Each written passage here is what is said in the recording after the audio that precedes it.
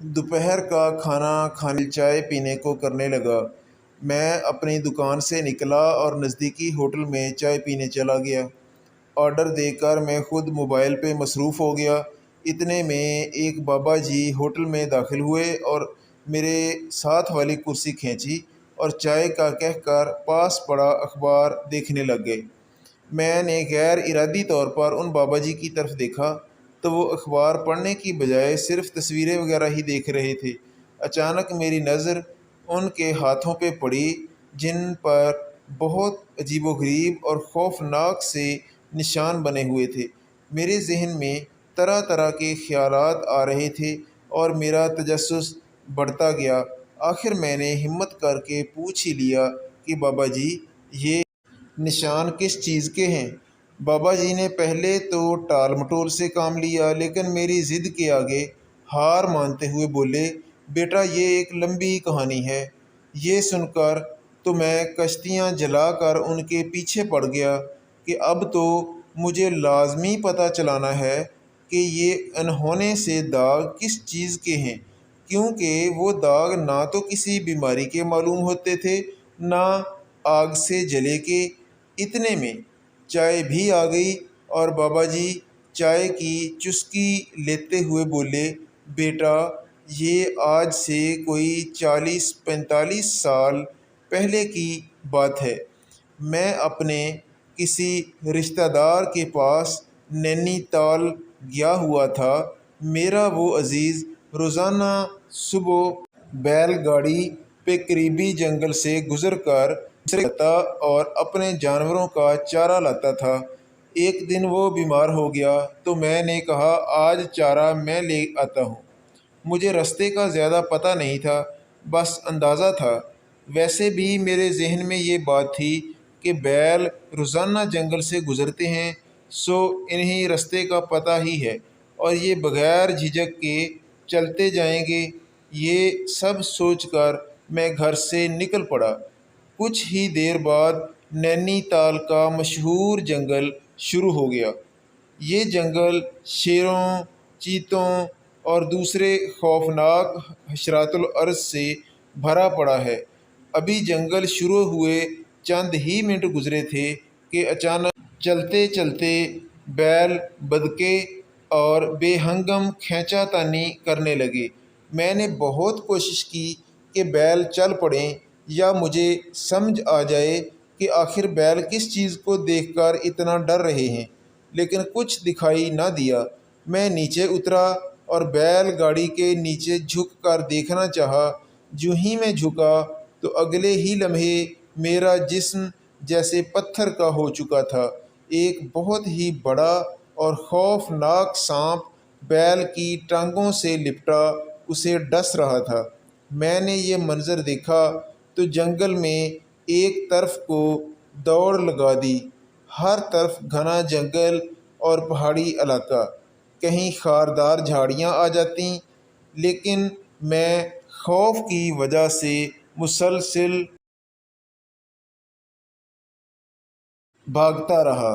بھاگتے بھاگتے میں نے دیکھا کہ جنگل ختم ہو چکا ہے اور میدانی علاقے جیسی سطح نظر آئی۔ میں اور تیز بھاگنے لگا۔ آخر ایک جگہ تھک کر رکا اور پیچھے مڑ کر دیکھا کہ دیکھوں تو صحیح کہ وہ سانپ پیچھے ہے بھی یا میں ہی خوفزدہ بھاگا جا رہا ہوں۔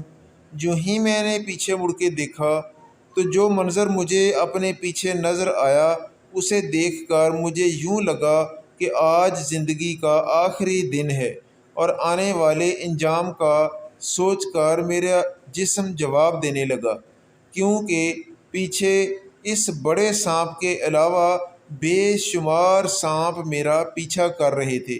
مجھے جو کلمہ کلام آتا تھا میں نے کر دیا اور جیسے تیسے ساری طاقت جمع کر کے دوبارہ بھاگنے لگ گیا، لیکن کھلی جگہ پہ سانپوں کی رفتار ناقابل یقین حد تک بڑھ گئی تھی۔ وہ مجھ سے 100-150 فٹ کے فاصلے تک پہنچ چکے تھے کہ اچانک مجھے سامنے پانی کا ایک بڑا تالاب نظر آیا جو کہ شاید بارشوں کے پانی کے کٹاؤ کی وجہ سے قدرتی طور پہ بنا ہوا تھا۔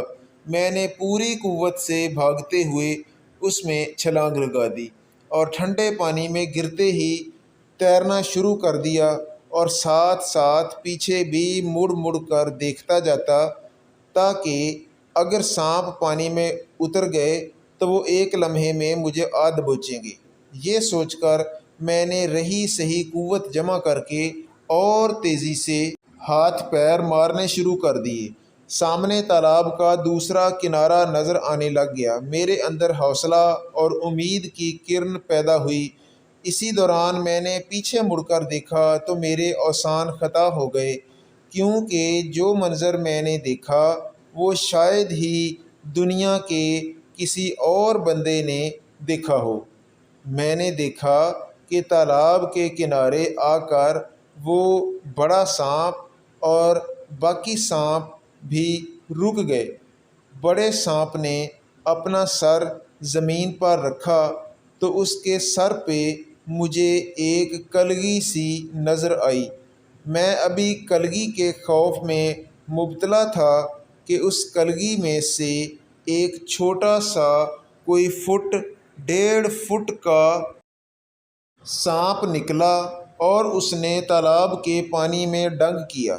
یہ دیکھ کر میں تیزی سے دوبارہ تیرنے لگا کہ اتنی دیر میں اس چھوٹے سانپ نے دوبارہ پانی میں ڈنگ کیا۔ مجھے تالاب کا پانی نیم گرم سا محسوس ہونے لگا۔ اس سانپ نے پھر تیزی سے پانی میں دوسرا اور تیسرا ڈنگ کیا تو پانی جیسے ابلنے لگ گیا، اور ادھر میرا ہاتھ بھی دوسرے کنارے اگی گھاس کو پکڑنے میں کامیاب ہو گیا۔ میں نے کھینچ کر اپنا جسم تالاب کے پانی سے باہر نکالا اور کنارے پہ گر پڑا اور بے ہوش ہو گیا، اور جب ہوش آیا تو ایک جھونپڑی میں ایک چارپائی پہ پڑا تھا، اور ایک بزرگ میری مرہم پٹی کر رہے تھے۔ میں نے ہوش میں آتے ہی کراہتے ہوئے بزرگ سے پوچھا کہ میں کہاں ہوں۔ انہوں نے مجھے خاموش رہنے اور ہلنے جلنے سے منع کرنے کا اشارہ کیا۔